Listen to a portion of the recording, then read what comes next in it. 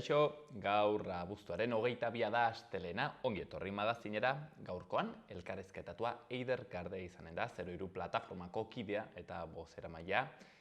Oroituko zarete, joan den urtean, joan den kurtsoan, protesta eta borroka andana bat egin zuten, hautsak arrotu zituzten eta kurtso honetan ere, intentzio antzekoekin etortzen dira, haien aldarriak lortu ahal izateko eta guzti horretaz arituko gara Eiderrekin, baina lehenik eta behin has gaitezen betiko edukiekin.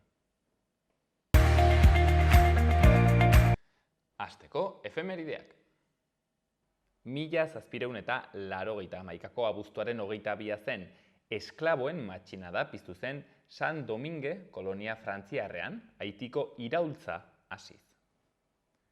Eta justu duela 100 urte, 1922an, Michael Collins, irlandar politikaria, IRAren inteligentzia zuzendaria eta itun anglo-irlandarreko negoziatzailea hil zuten segada batean Cork konderriko Beal na Montblat herrixkan.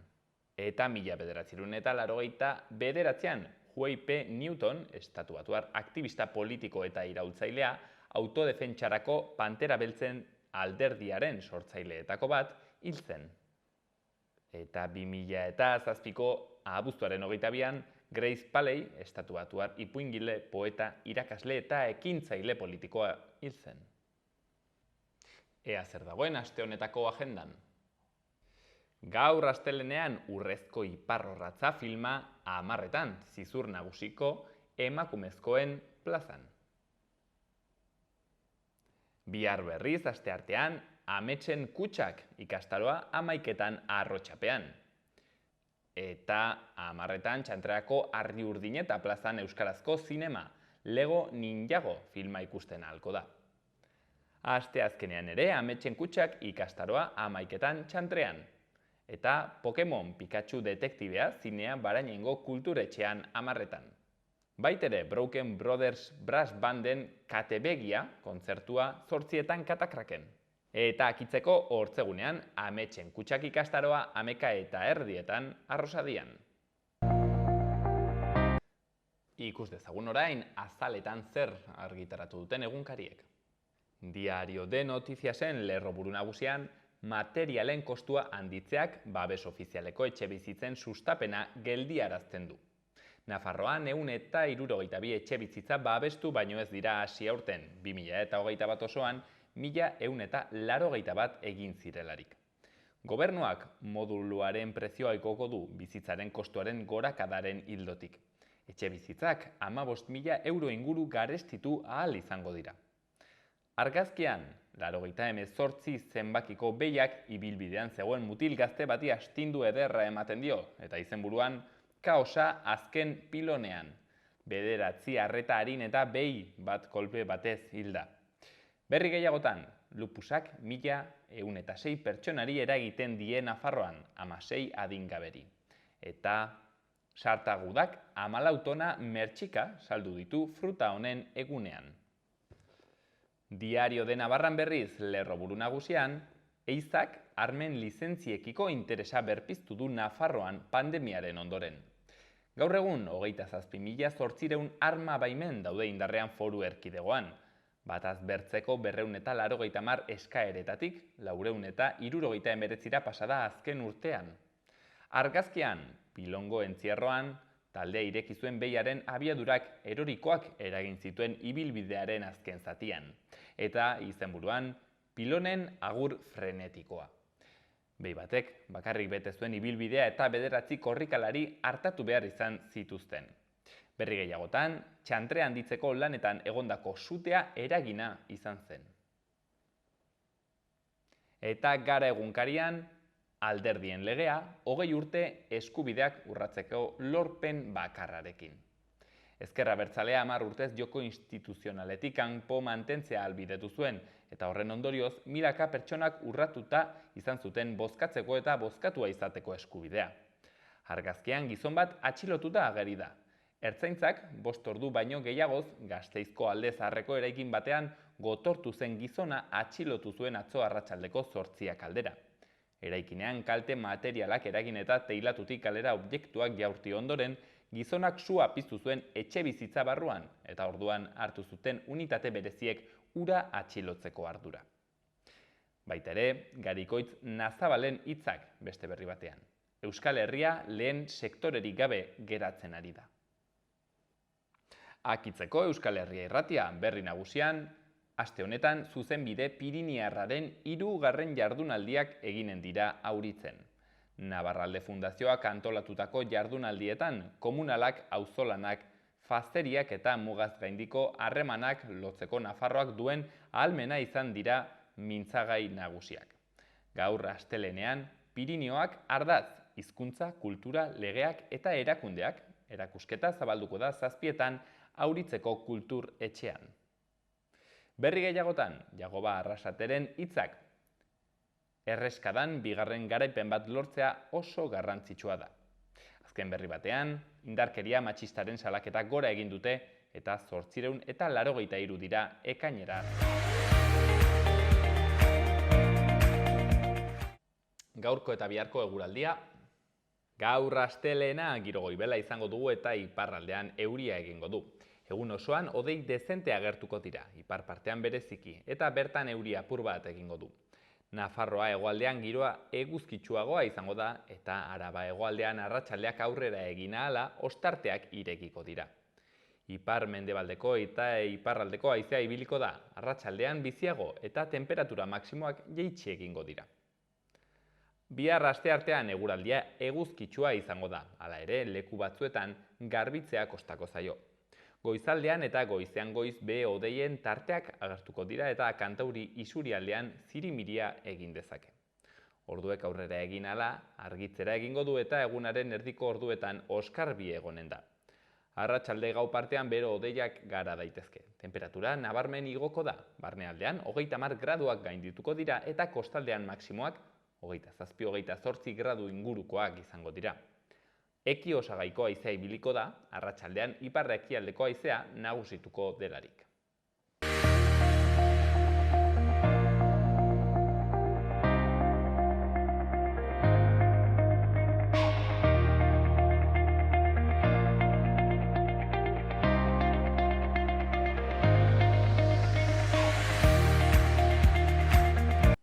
Eta aurreko kurtsoan sorpresa izan zen, derendako, Nafarrendako 03 zikloko zapi horiak ikusi genituen hainbatetan kaleetan eta plazetan. Horrek sona handia hartu zuen, eta hemen izan genuen hainbertzetan, Eidergarde bertako kidea, beti digitalki izaten genuen pantailaren beste aldean, eta gaurkoan, zorionez, hemen dago, Ezur eta Aragi, arratsaldeon Eider. Arratsaldeon. Mila esker gurean etortzeagatik eta etortzeagatik gainera. Zuei gonbidapenagatik, bai. Eider, aurreko kurtsoak itu zenuten lan andana batekin eta horretzen naiz erraten zeniala, zuk borroka guztiak itu eta orduen tokatzen zitzaizula gainera prestatzea aurrengo kurtsoko ikasturteko pixket planinaz egin izan duzun aukera udan deskantzatzeko zerbait ere. Bai, zerbait bai, ez? Beti lanera junez izateak beti ematen du deskansatzeko edo beste gauza batzuk egiteko aukera, ez? Egia da ikasturte akabera gogorra izan zela, hainbat gauzengatik, ez alde batetik grebaren amaiera, eta egia da uda nahiko nahasia izan dela, ze prentsan agertu zen Nafar gobernuak egin zigun azkeneko proposamena gauzatuko zela lehenik eta Nafarroako udal eta Kontzejoen Federazioak onartzen bazuen, eta egia da, joan zan hasteko zerbait izan dela, ez? Eta horrek, datorren ikasturteko egitura aldatu egiten du, ez? Eta, egia da orain oporretan egonda ere, antolaketa aldatu behar dela, eta horrek erakartzen duela lan gehiago, ez? Baina, uste genuen lehenago egingo zutela, eta, atzeratu eginda gauza, baina, Nafar gobernuak egindako proposamen hori, plataformak ukatu zuen proposamen hori gauzatu behar dutela, ebazpen bidez argitaratu da, eta suposatzen dugu irailaren batean ja indarrean sartuko dela. Izan duzu ez zuek ere plataformako kidok elkarrekin egoteko aukera, egon zarete, edo udan egon da bakoitza pixket bere aldetik? Bai, konektatu egin gara, ze pandemiak ekarri digun gauza positibo bat da, hainbat leku desberdinetako jendea online bidez elkartu gaitezkela dexentetan, eta ez asko egia da behar genuela danak ere pixkat deskansatzea eta egoera lasai hartzea, baina adi egon gara, argitaratu den guztira, adi egon gara, eta bueno, ebazpena argitaratuta, bai komentatu genuela, interesgarria litzatekeela topaketa bat egitea, Nafarroa mailakoa, nolabait amankomunean jartzeko gertatu diren azkeneko gauzak, eta etorkizunera begira nola enfokatu behar dugun gure borroka berri hau, ez. Asteburu honetan izango da, Arbizun topaketa egingo da, Nafarroa mailakoa, eta bertan erabakiak hartuko ditugu.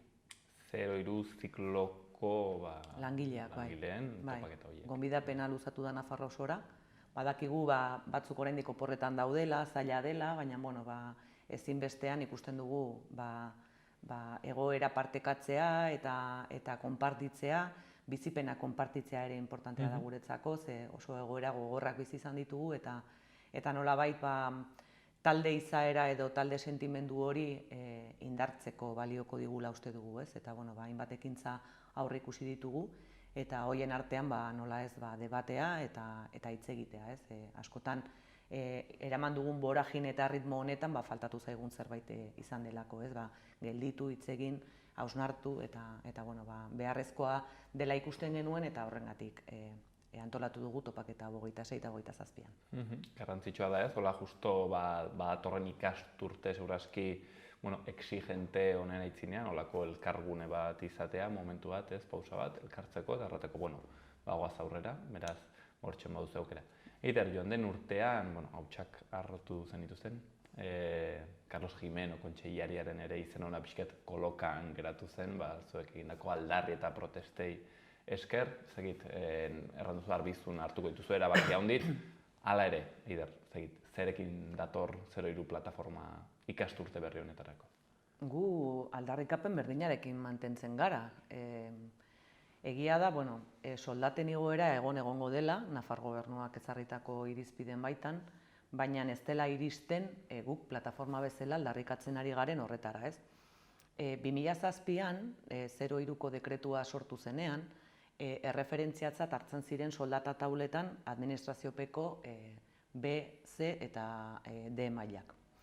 Eta hori urtez urte ez da moldatu, oso 0,8ko egoera bat egon da, eta azkeneko urtetan soldata igoera handiagoak egon dira gehien bat garbiketa edo zerbitzuan izateko langileetan, estatu mailako hitzarmena aplikatzen zegulako guri, eta estatu mailako hitzarmenak taulak igo zituelako, orduan derrigorrean Nafar gobernuak taulak moldatu behar izan zituen, ez.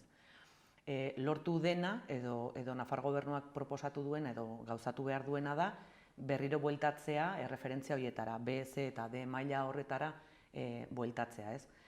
Guk uste dugu hori ez dela ez da minimo bat ere. Zergatik, urte askotan, gure aukera ekonomikoak oso asko gutxitu direlako, ez dalako egon eguneraketa bat, eta etengabean egon gara 1.069 euroko baratzen.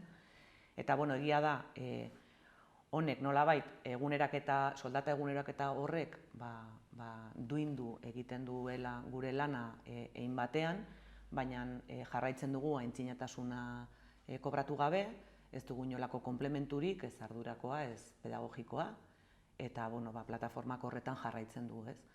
Uste dugu ez dagoela baloratua gure lana, eta gero ratioen inguruan betikoa.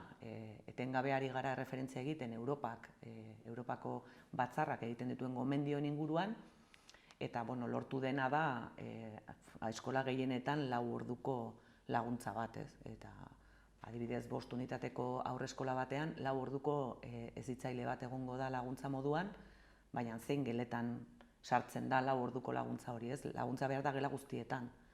Orduan, ez da nahikoa beraiek proposatutakoa, eta gu jarraituko dugu horretan gutxienez eragiten, ez? Edo eragiten saiatzen. Argi dagoena da, orain irailean hasten dela aurrekontuen negoziaketa, abenduan ziurrenik onartuko direla, edo onartu daitezkela, eta gure hildoetako bat izango da aurrekontu horietan eragitea, nolabait urtarrilera begira, hobekuntzak egon daitezen, ez? Hori da, pixkat Nafar gobernuaren proposamenarekin eta gure aldarrikapenekin, ez da nahikoa, eta hori horrela da, eta ez dugu etxiko egiten ari garen aldarri horietan. Eider behin baino gehiagotan galdetu dizut, baina merezi du pixket oroitaraztea, refreskatzea, bertze komunitatekin alderatuta Nafarroaren egoera zer moduzkoa da, honi pixket soldatei eta ratioi begira. Estatu espainoleko egitura orokorra nahiko nahasia da, ez? Badaude, adibidez, Kantabrian ez dago egituratua 03a, kuriosoa da, ez dago zerbitzua 03a hezkuntzakoa denik, baizik eta hainbat zerbitzu daudela bienestar sozial edo alde horretatik datozenak, ez? Ingurune gertua guretzako erreferenteak izan daitezkenak kudeaketa mailan dira EAEko hezitzaileak. 1.800 euro inguruko soldatak eta Europako ratioak dituzte, ez? Egia da badutela dekretu bat, eta askotan politikariekin debatitzen hasten garenean, beraiek erreferentzia egiten dute dekretuari, eta dekretua irakurtzen baduzu, Nafarroaren oso antzekoa da, ez? Baina gero egia da, praktikan langile bikoitza daudela haur berdinei arreta emateko, ez? Eta hori ez dago jasota dekretuan, baina langile eta patzuergoaren arteko, kasu honetan patzuergotik kudeatzen delako haurreskolak EAEn, akordio bat dago, eta langile gehiago daude arreta egoki bat eman ahal izateko aurrei, ez? Katalunian adibidez ratioak gure antzera dituzte, oso ratio gogorrak dituzte, baina soldatak nahiko onak dira, ez? EAEkoen oso antzekoak. Hori da pixkat gure irakurketa, ez? Madrilen adibidez ere badago horrelako mugimendu bat Nafarroaren antzekoa, Murtzian ere bai, Sevillan ere bai, ez? Nolabait PSOek estatu mailan egindako dekretu berri horretan, 06 dekretu horretan, hainbat erkidego aktibatu behar izan dutelako, orain arte ez zeudelako hezkuntzan, ez? Zer gertatzen da Nafarroarekin, gu 2007tik gara hezkuntza. Orduan, dekretu berri horrek guri ez digu inolako aitortzarik egiten, aitortza hori bagenuen, ez? Orduan, haratago goazen erkidego bat gara, berez. 15 urte pasatu dira dekretua argitaratu zenetik, eta uste dugu badala garaia, buelta bat emateko bai dekretu horri, eta bai egoerari, ez? Badirudi orain, Estatu Espainolak ematen diolako aitortza 03ari hezkuntza ziklo bezala, badirudi lan guztiak eginda daudela, ez? Eta ez da hola, ez? Eta Europako dokumentuei begiratzea besterik ez dago. Beraz, ongi dago beti hartzea, ez? Erreferentzia horiek usteko nola egiazki baden margena, ez? Zeren beti, gobernutik erantzun dute, ez, hori ez da posible, baina ondoko barritek, ez? Bizilagunek badituzte baldintza hobeak, beraz, hortxen adibideak. Eider, zuek ere onditzetan, eskatu duzuen negoziazio mahai batean parte hartu ahal izatea, hasieran erraten zenigun bezala, etzizueten kasu gehiegirik egiten, gero azkenean konturatu ziren bazinetela norbait. Ez dakit, ikusten duzu aukera egongo dela horretarako, parte hartzeko lako mahai batean? Nik uste dut ez dagoela borondate politikorik oraindik. Argi dago guk gonbidatu bezala parte hartzen dugula gobernua, federazioa eta kohesio territorial sortu zuten organo batean, eta organo horren sorrerak erantzuten dio politikoki egon den akordio bati. Ez da gurekin hitz egitera iseri nahi zutelako, ez? Izan da, nolabait bazuten konpromiso politiko hori gauzatu beharra, eta gure borroka nolabait bultzatu du agian, edo forzatu du pixka bat organo hori sortzera, ez? Egia da, 03 Nafarroan dala oso gatazkatsua, ez? Hainbat agente sartzen direlako tartean, eta inork ez du nahi ardura hartzea, ez? Eta tartean gu. Gobernua, udalak, gero udalak batzutan subkontratatzen dio enpresa bati. Bai, da oso egitura maltzurra, ez? 2007ko dekretuarekin batera sustatu zen kudeaketa eredu hori, privatizazioarena. Badaude udal batzuk kudeaketa zuzena daramatela eta zorionak apustu hori egiteagatik, baina egia da udal horiek asumitzen duten gastu ekonomikoa kudeaketa zuzena egitean askoz garestiagoa dela, ez? Eta nolabait garestiago den hori edo gainetik dagoen hori udalek asumitzen dutela. Hortaz, udal dirudunak izan beharko dute edo gutxienez ekonomikoki egoera horri aurre egiteko aukera dutenak, ez? Erran nahi duzu Eider, nolabait ere gobernuko diru partidarekin ez duelako aski ematen... Kudeaketa zuzenerako ez du ematen. Ez du ematen. Eta argi dago azkeneko moduluak, ebazpenarekin ja aldatu dira, baina uztailera arte indarrean egon diren moduloak estatu espainoleko hitzarmeneko soldatei gerturatzen zirela gehiago administraziokoi baino, ez? Orduan, baditugu Tutera bezalako udalak, edo Iruña, edo Berriozar, udala handiak, edo ekonomikoki gaitasuna duten udalek kudeaketa zuzena daramatenak, eta beraien langileak udal langileak dira eta administraziopeko soldatak dituzte. Edo funtzionarioak direlako, edo kontratatu administratiboak, orduan, hor badago kriston aldea zerbitzua privatizatzea erabakitzen duten udalekin. Zer gertatzen da, badaude udal batzuk horrelako konpromiso batekin eta beraien aukera edo baldintza ekonomikoekin kontatuta egoera hobetzen saiatzen direnak, badaude beste batzuk ebazpenak ezarritakoa edo dekretuak ezarritakoa rajatabla eramaten dutenak, eta horrek eragiten du Nafarroan lan berdina egiteagatik oso soldata eta lan baldintza desberdinak daudela. Orduan, patiburrillo honetan, bai ikusten dela administrazioak, bai hezkuntzak, bai Nafar gobernuak, bai udalek, patata bero badala, 0,3, eta ez duela inork erantzunkizuna hartu nahi, eta tartean gu gaude eta haurrak, haur txikiak eta langileak hor tartean, beraien debate politikoen artean. Claro, eta hor pentsatzen dutez, aixe dela ere galtzea, ez dakit, termino eta ez da burokratiko administratiboetan, batek erraten du ez, baina hori udalaren kontua da, udalak erraten du ez, hori Nafarroko gobernuarena, eta hor nolabait ere gelditzen da, ez dakit, bazio edo limbo legal horretan. Hori gertatu zen hasieran, gu mobilizazioak aktibatu genituenean, abisatzen hasi ginen, ez bada gai hau lantzen, grebaragoaz, ez bada lantzen grebaragoaz, eta naiz eta abisatu alere utzi ziguten greba aktibatzen. Kuriosoa da, beti esan dugu greba hau ez zuela zergatik aktibatu behar, berez eseriko balira hitz egitera. Egia da, gure borrokaren hasieran hori zela politikarien aldetik jasotzen genuena. Udaletara joten ginen eta udalek esaten dut hori Nafar gobernuak ezartzen du, guk ezin dugu ezer egin, ez dugu baliabide ekonomikorik egoera hobetzeko, Nafar gobernuko zerbait da. Nafar gobernura jotzen genuen eta hori udal titulartasunekoa da, eta horrela egon ginen, urtetan egon gara pelota horrekin. Eta nolabait agian gure borrokak bai lortu duena izan da, mahai batean eseri daitezela eta bakoitzak bere gauzak mahai gainean jarditzala. Baina argi dago oraindik ez dagoela konpromiso politiko bat 0,3arekiko, baina kuriosoa da ere, ze hauteskunde edo aurrekontuak onartu behar diren garaian, edo gobernu akordioak egin behar direnean, kasualidadez, azkeneko legegintzalditan 0,3a da akordiotan jasotzen den gai bat. Eta askotan, adibidez, azkeneko gobernu akordioan, bai agertzen dela 0,3a hobetzea, orokorrean, langileen baldintzak, ratioen berrikuspena, baina hor daude hainbat agente eta beraien artean komunikaziorik ez badago, ez da ezer gauzatzen, eta horrela pasatu ditugu urteak. Nafar gobernuak orain egin duen proposamen horretan, federazioaren onespena behar zuen, ze 24% udalei dagokie finantziaketan. Eta Nafar gobernuak planteatzen zuen hobekuntza horretan 24% udalei dagokie. Udalek esan dute baietz, asumitzen dutela, baina hurrengo legegintzaldian 0,3a Nafar gobernura pasatu beharko dela, baldintza horrekin.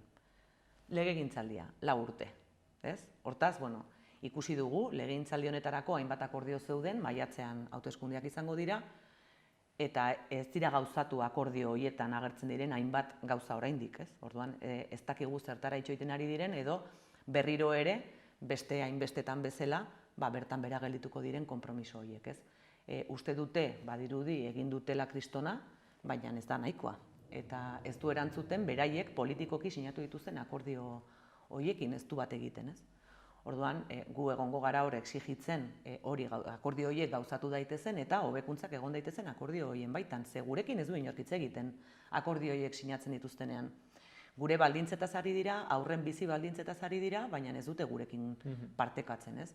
Ez gaude inon errepresentatuta, kolektibo bezala, ez?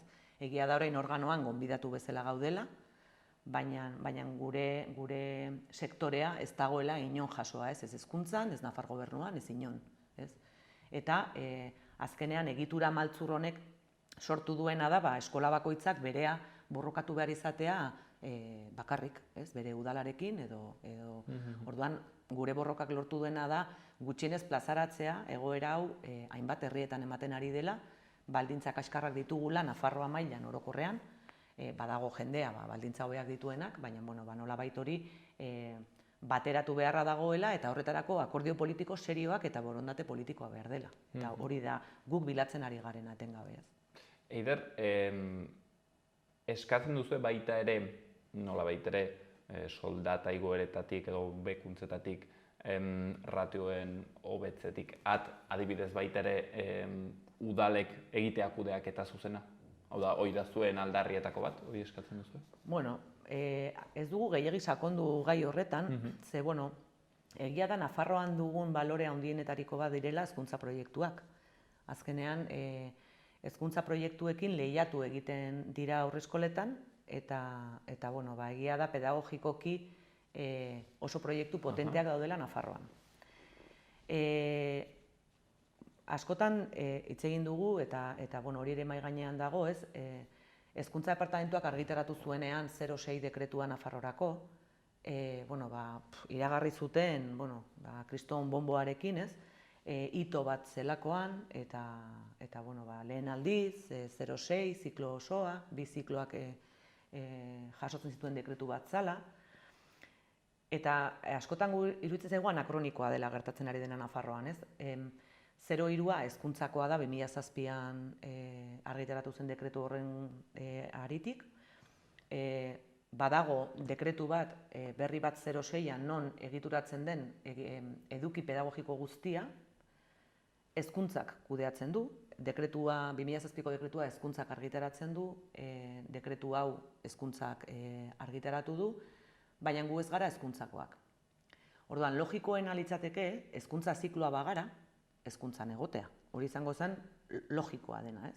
Bere garaian 3-6arekin gertatu zen bezala, ez? Nire ama eskolan etzen hasi 3 urterekin, edo 2 urteko geletan, ez? Lehen eskolara joten ziren 6-7 urterekin. Gerora eta emakumearen lan mundu duratzearekin batera, beharrezkoa egin zen aurrak nonbait uztea, eta 3-6ak sortu ziren hasiera batean udal eskolak zirela, gerora hezkuntzak hartu zituenak. Iruditzen zaigu ibilbide naturala izan beharko litzatekeela hori ere 03arekin.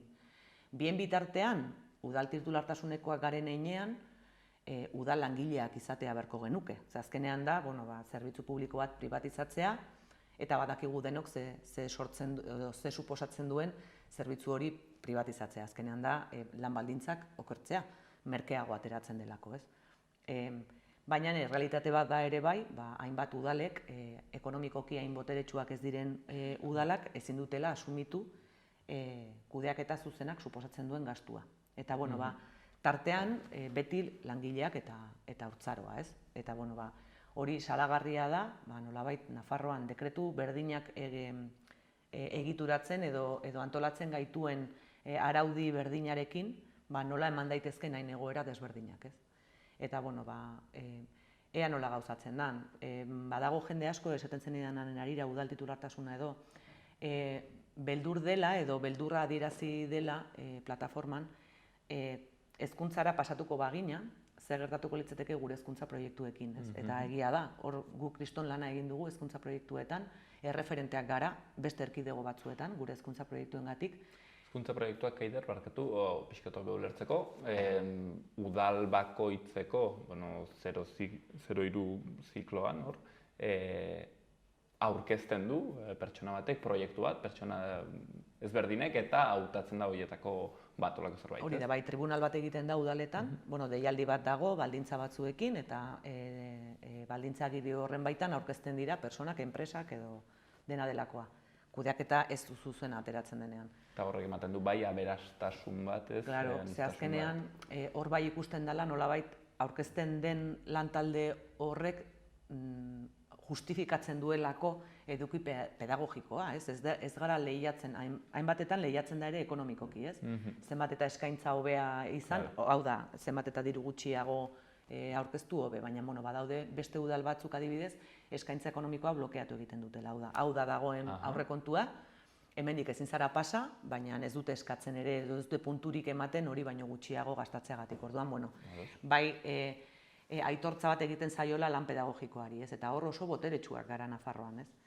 Eta nolabait berrikuntza pedagogikoa oso agerian dago Nafarroan, oso sektore motibatua gara pedagogia mailan orokorrean, eta horrek sortu duena da, gero eta konstienteago izatea, ditugun ratioak ez dutela ahalbidetzen kalitatezko hezkuntza bat, ez? Edo asko zailtzen dutela, ez? Frustrazio handia eragiten dutela, ezinegon handia eta ansiedade handia sortzen dutela bai langileengan eta bai haurrengan, ez? Gero beti eskatzen da innovazioa eta... Bai, hor dago nik uste dut desoreka, ez? Ez dagoela, ez digutela, nik uste dut, naiz eta 2007ko dekretua hezkuntza kutsua ematen digun, politikariek ez dutela sinisten hezkuntza garenik. Osea, beraiek oraindik dute ikuspegi asistentziala, eta egia da 0-3a kontziliatu egiten duela. Eta egia da ere, 0-3ra bere aurrak eramaten dituzten familia askok lan egitera joan behar dutelako egiten dutela.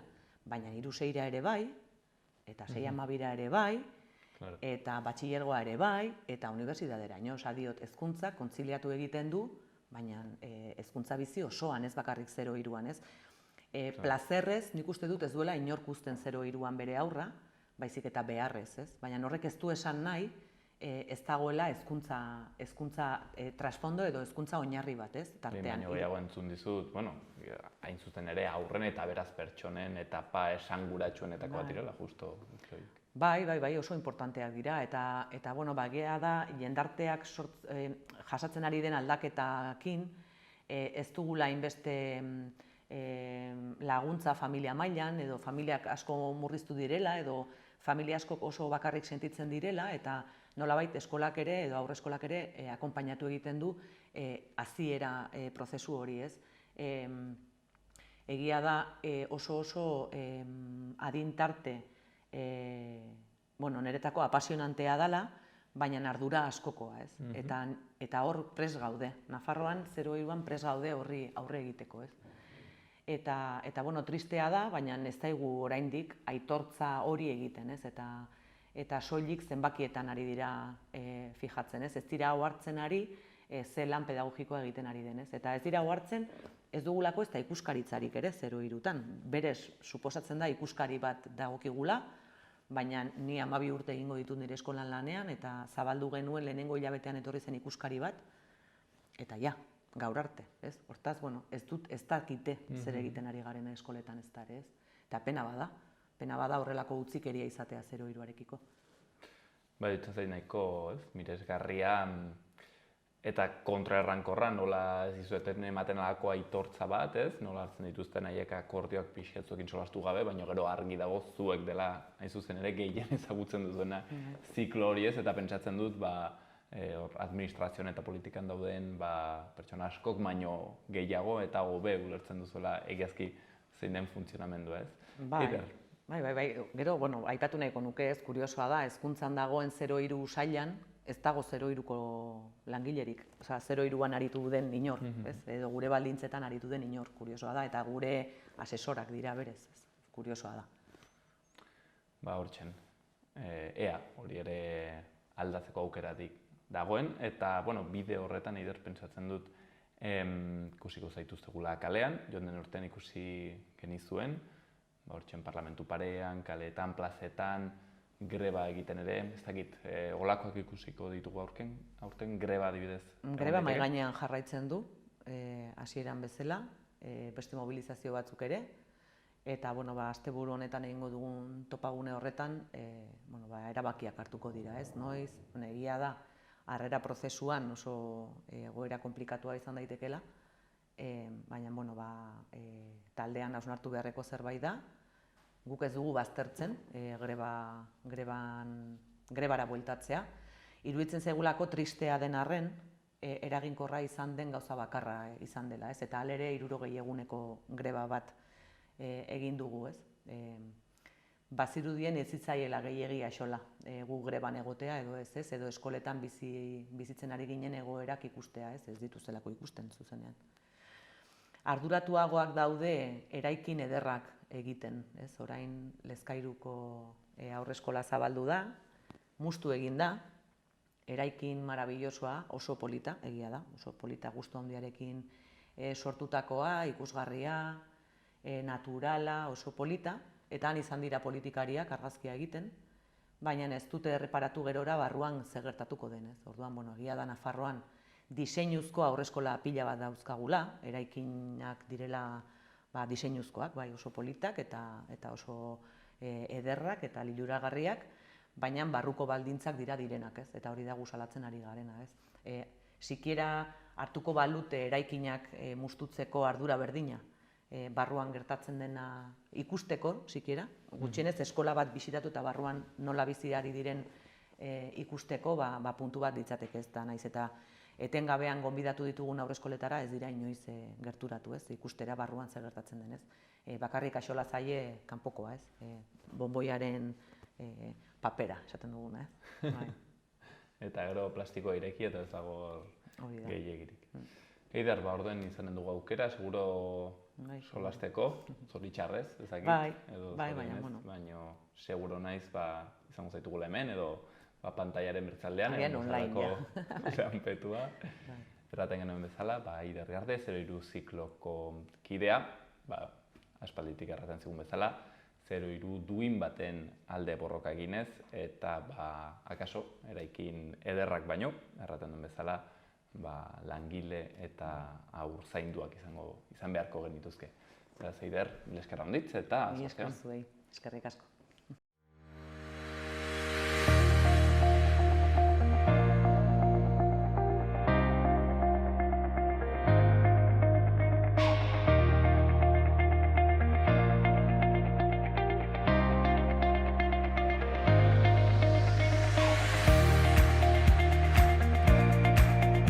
Ikus ditzagun Iruña herriko udaletako albisteak. Antsoainen euskarazko udalekuetarako dirulaguntzak eskatzeko epeak irekita daude irailaren 30 arte. Arangurenen Mutiloako San Pedro haurren lehen hezkuntzako institutuan egindako obretako dirulaguntzak esleitzeko aukera dago. Kanpoko arotzeriak ordezteko beheko solairuan. 26.000 euroko dirulaguntza egonen da. Eta era berean, psikomotrizitate gelako fatxadan hutsune bat sortzeko dirulaguntza eskaini du Nafarroko gobernuak, 6.000 euroko. Horrez gain, Kinky Games amiko taldearen antzerkia egonen da hortzegunean 8:00 Eguzki plazan. Eta hortziralean Labianako jaiak hasiko dira. Eta Iruñean larunbat honetan amaitu zen Danzat malditos zikloa. Areli Moran, Estefano Matielo, Clarisa Costagliola eta Anuar Daemon taldeen emanaldiekin. Artearekin jarraituz magia, dantza, eskulanak eta gorputz adierazpena datorren astean Gazteriaren etxean. Plan bat egunero proposamenak doako jarduerak eskaintzen ditu 7:00 8:30 14:00 eta 30 urte bitarteko gazteentzat. Eta abuztuaren 30 arte, San Bartolome Fortina izango da aurrentzako euskarazko 5 jardueren ardatza. 2 pistaioko, 2 tailer eta bisita gidatua Iruñeko gotorlekuen interpretazio zentrora. Azkenik, zine gauak datorren astean hasiko dira Iturraman, Txantrean eta San Jorgen udal karteldegiak musikal bat, animaziozko euskarazko film bat eta korapilo komedia bat eskainiko ditu.